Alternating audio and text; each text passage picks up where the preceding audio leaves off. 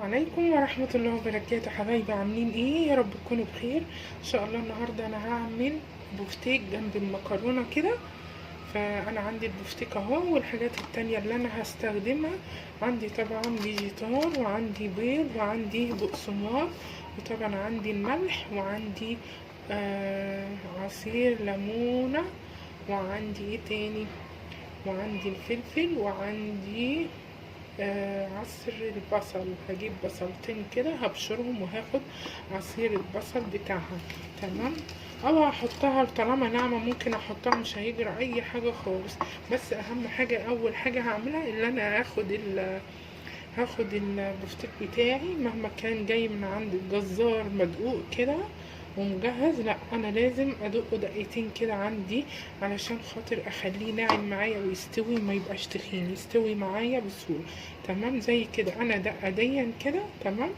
وهمسك التانية اللي هي زي كده، في حتت منها تخينة، فانا لازم اعملها. انا ما عنديش البتاع اللي بيدقوا بيها دي، فهستخدم ايدي الهون. ايدي الهون محدش يضحك. تمام. دي انا غسل الرخامة حلو قوي، وهجيبها كده وبايدي الهون بتاعي اللي هو دون، وهبتدي ان انا اجيب من جوه على بره كده. بصوا كده. تمام كده، من جوه على بره. لازم حتى لو جاي مدقوق من بره. تمام. بكل سهولة.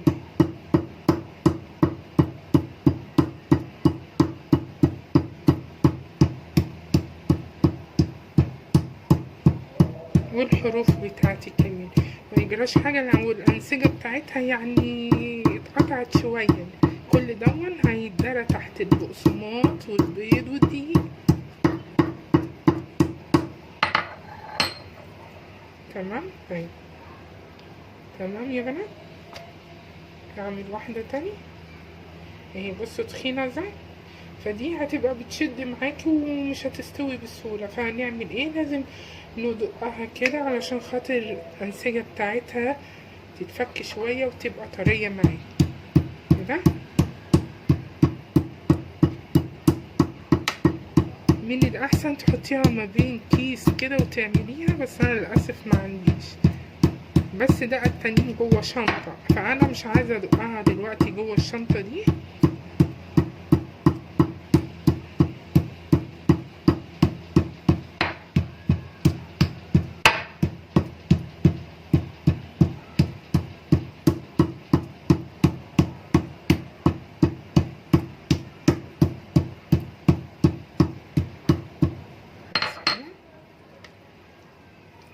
تمام.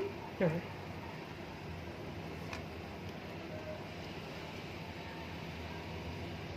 يعني بصوا دي تخينة قوي ما شاء الله. يعني بصوا ازاي دي هتستوي ازاي، مش هتستوي خالص، تلاقيها بتشد معاكي كده. فلازم تفرديها من جوه لبره، من جوه كده لبره.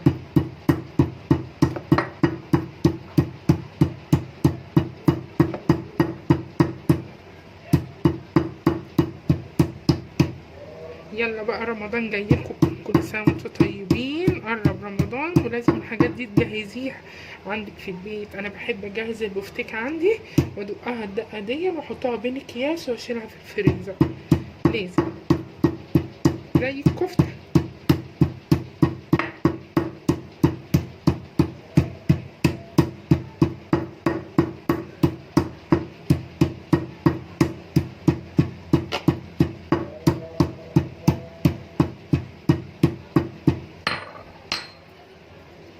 لسه برضو دي.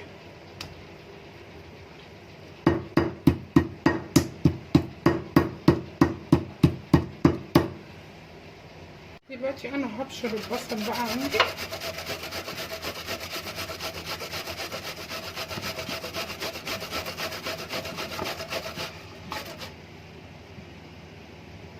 انا بشرت البصلايه كده، وهنزل بقى بالملح بسم الله وبالفلفل، مش هحط اي حاجه تاني.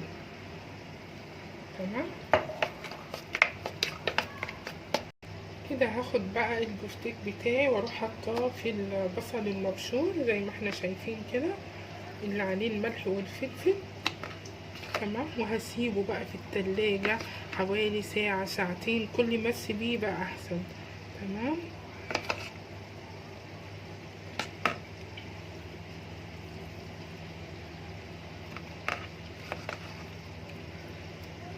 اقلبه بقى تقليبه حلوه كده واروح شايلاه في التلاجة. الكلام ده كله بايدي بقى، المعلقه مش هتنفع خالص، لازم اوزع اللحمه مع البصل مع الحاجات التوابل بتاعتي بايديا كده. تمام.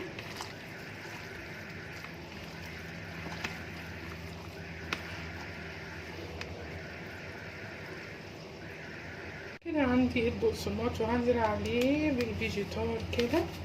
بسم الله.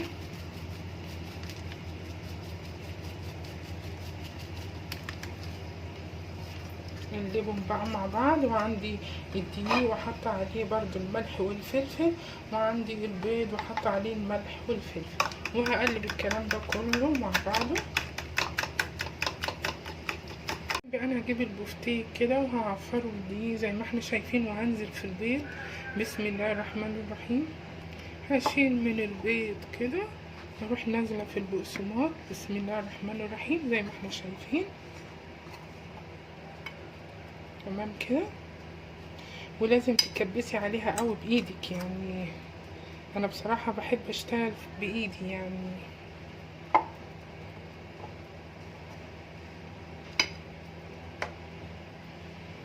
كده اشيلها، اعمل واحده كمان اهي. بسم الله. وانزل في الدقيق، اعفرها في الدقيق كده.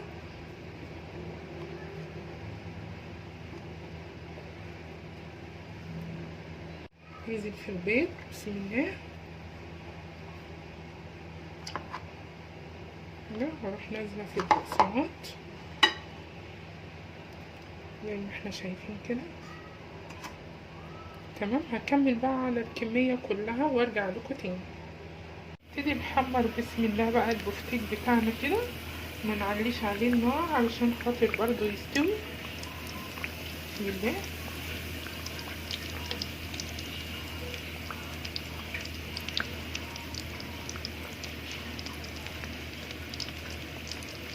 حبايبي كده خلصت البفتيك، حمرته كده بقى معايا تمام خالص. دلوقتي بقى انا دي بقى بطفي فيها الفحم. تمام. عشان تدي طعم حلو كده للبفتيك. هنزل بقى بالفحمايه.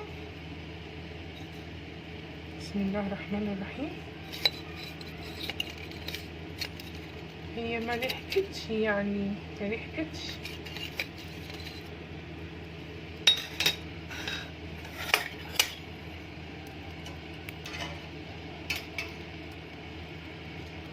هنزل عليها بشوية زيت. بسم الله. بسم الله ما شاء الله. غطي بقى.